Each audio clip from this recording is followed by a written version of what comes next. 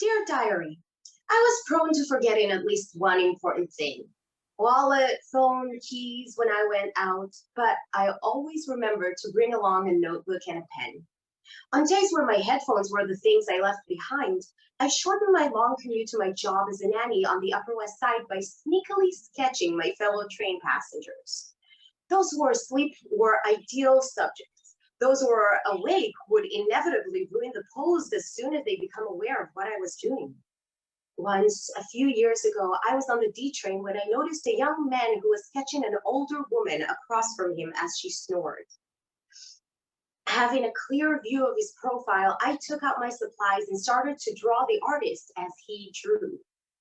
I felt strangely guilty, as if I were violating his invisibility as a fellow train sketcher. Still, I couldn't resist. With the train pulling into 34th Street, I scrambled to finish sketching his hair while he gathered his things before getting off. As he stepped out onto the platform, I tapped his shoulder and handed him the sketch. There was just enough time to watch him process what he was looking at. The frown from being touched by a stranger to the embarrassed laugh as he saw his face on the page. Then the doors closed and we pulled away. This piece was written by Lila Elias.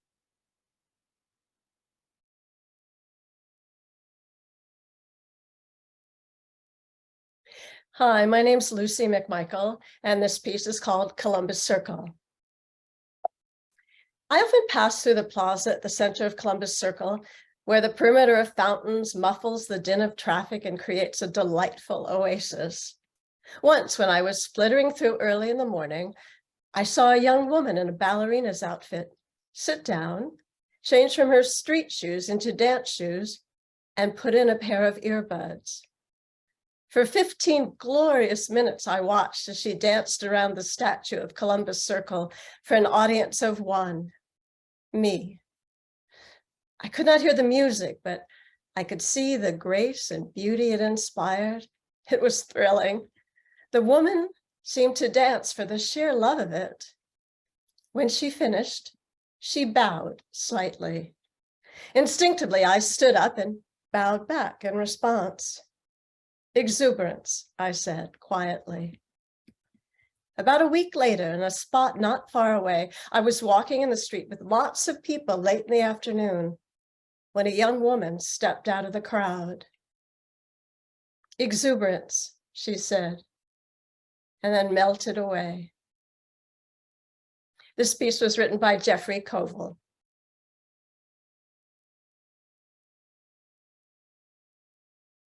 Hello, I'm Candice Brown.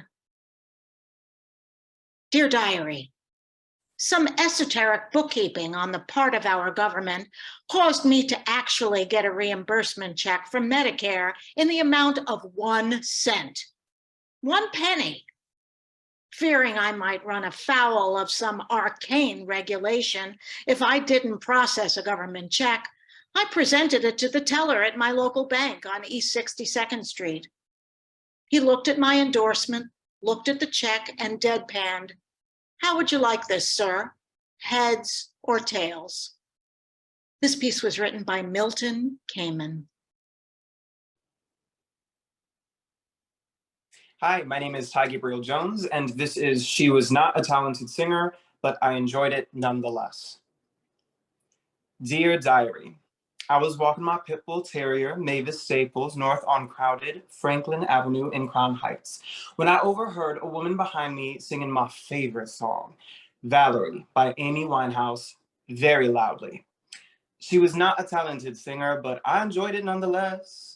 When we got to the corner, I could feel her sliding up on me. I really appreciate how respectfully you walk your dog, she said, pointing to Mavis. You keep out of people's way and you're also protecting her. Thank you so much, I said, choking up a bit. And I was just thinking to myself how much I appreciate your taste in music. She laughed. It's nice to be seen, isn't it? She said.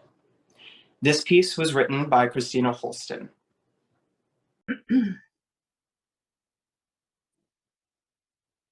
At the Morgan. I was in J.P. Morgan's library, a cavernous and elegant space. I surveyed the gigantic fireplace, the endless and endless bookshelves, and a substantial desk when I was taken with the desire to see what would it feel like to command such an empire. I stood behind the desk and I felt solitude and power just from standing in that place. Congratulations. Oh, it was the young security guard. I have seen a lot of guys stand behind that desk, but you're the first woman. No, I bet you have too. And her smile widened into the most mischievous grin. This piece was written by Christine McCormick.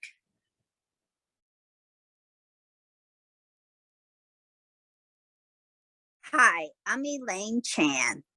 Dear Diary, a woman entered the Cathedral Station post office on the Upper West Side with her poodle and joined the line I was in. A clerk called out, "No dogs allowed." The woman protested. "She's seen other dogs in the station." "No matter," the clerk said. "No dogs allowed." The woman didn't know what to do.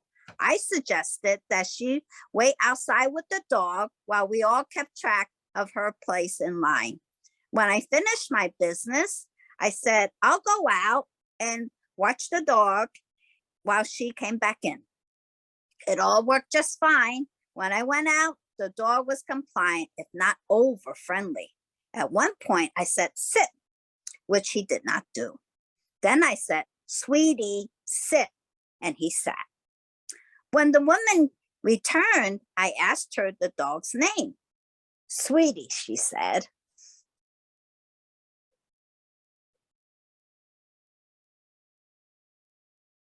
Hey guys, my name's Chinedu Ibiam, and this is Creepy Bronx Lunches.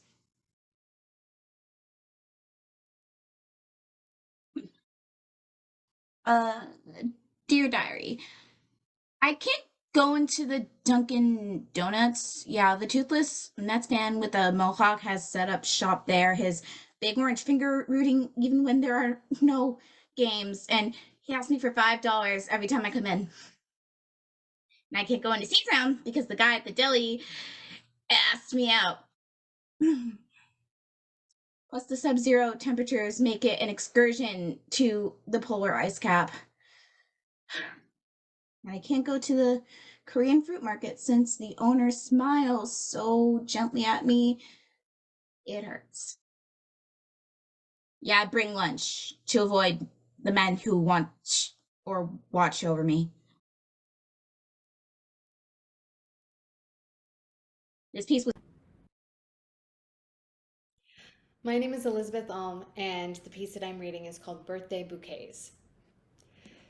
Dear Diary, it was my father-in-law's birthday, and I had already gotten the strawberry cheesecake. My husband was busy preparing a special birthday dinner for him, but there was one thing missing: flowers. I went to the corner bodega, and I chose 2 pre-made bouquets that looked happy, and decided to get some more flowers to make a grand display. I picked up a bunch of sunflowers and I contemplated which green stems to buy to go with them. "Don't you have enough flowers?" someone behind me said. Surprised, I turned to see an older man there on the sidewalk. "Oh, I'm looking for some coordinating flowers," I explained. "What do you mean?" "You must have 35 stems in just one of those bouquets," he said. "Why do you need more?" I asked, what would he be happy with if he were 94? "I'd be happy with 3 flowers," he said.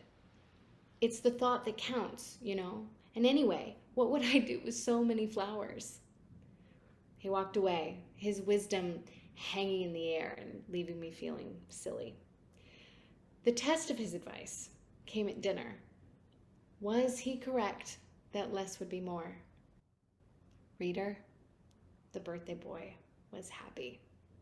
This piece was written by Rebecca Matoni.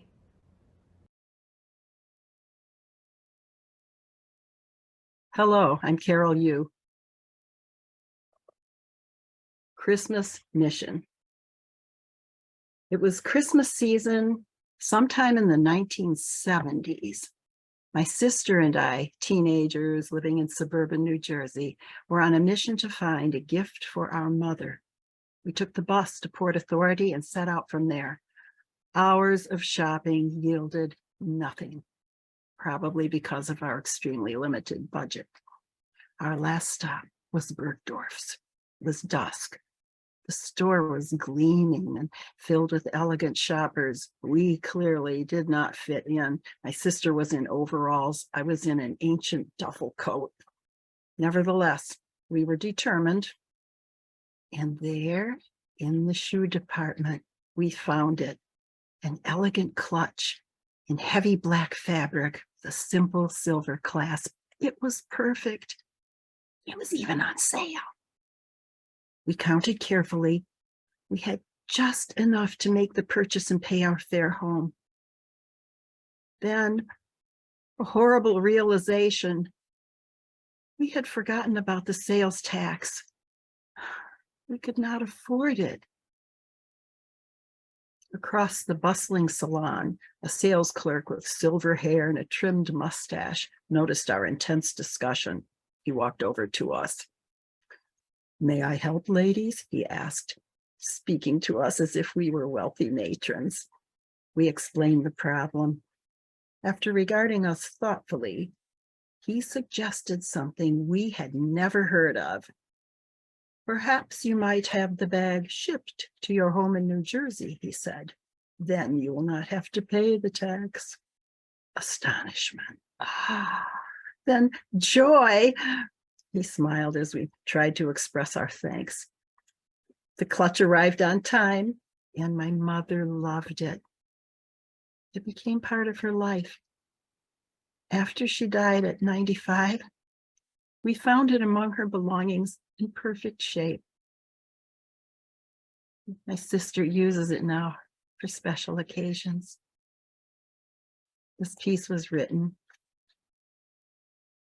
by Pat Steenland. Dear Diary, years ago, when I was in my mid-20s, I got a job as a nurse in New York City and moved into a modest fifth-floor walk-up apartment on East 87th Street between 2nd and 3rd Avenues. One weekend, returning from a visit to my parents outside the city, I took a train to Grand Central, where I then stood in line with quite a few other people waiting for a taxi. When it was my turn, I got into the back seat with my luggage and gave the driver my address. As we zigzagged through traffic and got closer to my neighborhood, I suggested to the driver that to save a little time, he could take a left that was coming up. Approaching the intersection, he assessed the situation and drove through without turning. "We got choices in life," he said. "We don't gotta turn left." This was written by Carol Kerrigan Moore.